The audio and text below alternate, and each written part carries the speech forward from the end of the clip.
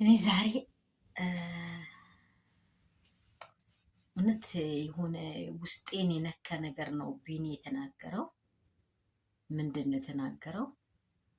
አንድ እናት ልጇ ሲጠፋ ለሁሉም አውርታለች፣ ለሁሉም ጮኻለች፣ ለሁሉም ተናግራለች። እንደ ሩታ ሶስት ቀን ሙሉ አብራምን አላመነችውም ነበር። ምን ብላ? ልጁ እሱ ጋር አለ ብላ ማለት ነው። አብራም ድንግጥም አላለም። ግን እሷ መጥቶ እንኳን ልጅ ዶሮ የጠፋብሽ ትመስያለሽ አለ። አይታችኋል?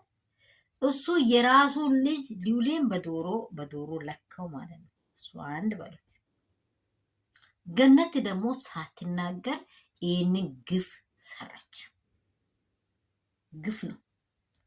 ልጅ ለእናቱ ካልተነገረ እናቱ ካላወቀች ሞግዚቷ ምናልባት አታውቃቸውም። በጀርባ የሚሰራውን ነገር አናቅም። ከፊት ለፊት ማታያቸው ከሆነ ሁሉም አክስት ካለ አክስታን ብላ ነው ያወራችው። አሁን ለምንድን ነው ለሩታ እውነተኛ ሰው የጠፋው ካላችሁኝ፣ እንዲህ ጠመዝማዛ መንገድ ይሄዳሉ።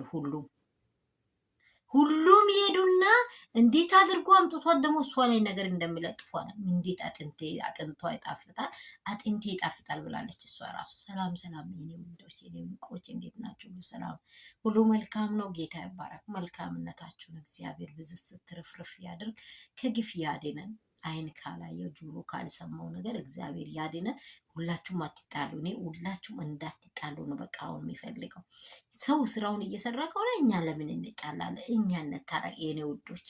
እኛ ምንም አንጣላ። በአብራም በሩታ በምንንትሴ በቃ ስራ እየሰራችሁ ከሆነ ስራችሁን ስሩት። በቃ እኛንም አትበጥብጡ። ላይክ፣ ሼር፣ ሰብስክራይብ አድርጉ። አሁን ቡዜ ለሩታ የገጣጠመው ነገር አለ። እውነት የሚያወራ ግን ጠፋ። እንዴት በሉ። ቡዜ የሩታ ልጅ ሲጠፋ ስልኳ ጠፋ። አብርሃም ዛሬውኑ ተገናኝቶ ደግሞ ማታ ደግሞ ከሩታ ስልክ ዘጋ። እቺ ሴት ለማን ታውራ?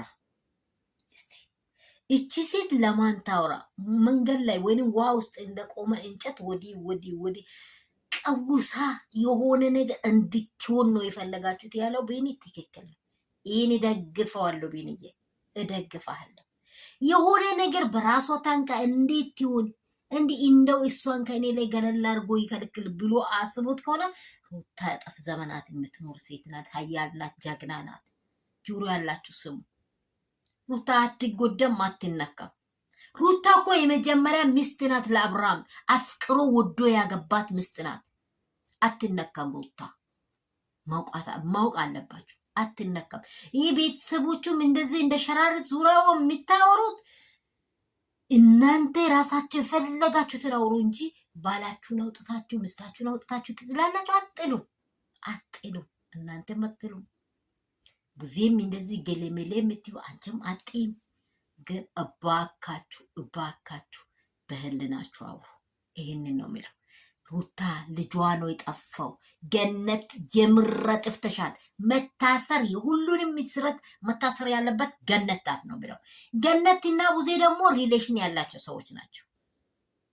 በቃ እንደ ሩታ አክስት ናት ትባላለች እንጂ ገነት የእነ አብርሃም አክስት ናት የሚባል ወሬም እየወጡ ነው።